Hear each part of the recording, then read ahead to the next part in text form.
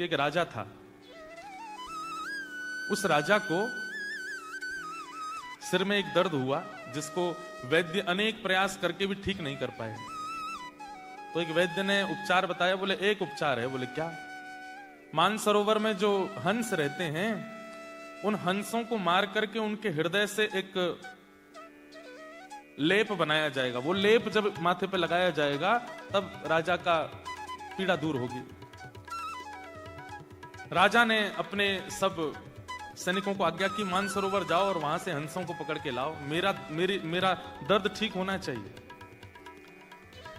तो उन हंसों से ठाकुर जी बहुत प्रेम करते थे क्योंकि वो वैष्णवों की बड़ी सेवा करते थे।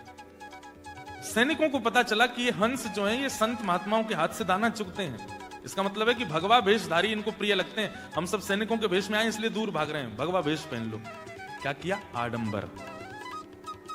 हैं सैनिक लेकिन बन करके कैसे आए? जटा जूट बांध करके, तिलक कोटा लगा करके, धोती वोती पहन करके, संत जैसा हाथ में करताल लेकर के नारायण नारायण करके मानसरोवर पर सैनिक आ गए।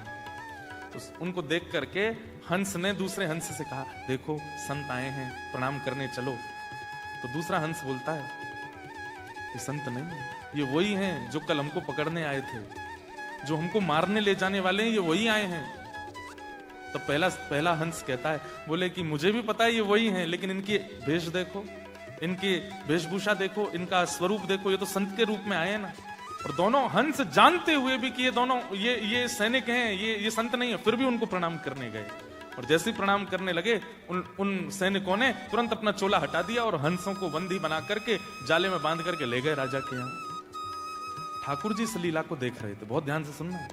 ठाकुर जी इस लीला को देख रहे थे और लक्ष्मी जी से बोले, देखो ये दोनों जानते हैं कि ये संत नहीं है, सैनिक हैं, लेकिन फिर भी अपने जान की बाजी लगा करके प्रणाम करने गए क्योंकि उनके वस्त्र संतों के थे, रसिकों के थे। लक्ष्मी जी तो बोली, ये तो गलत बात है, चतुराई दिखानी चाहिए थी। जब जान गए हैं सामने वाला वैष्णव नहीं है तो फिर उसके पास क्यों गए? ये तो मूर्खता है। ठाकुर जी बोले, तुम नहीं समझोगी।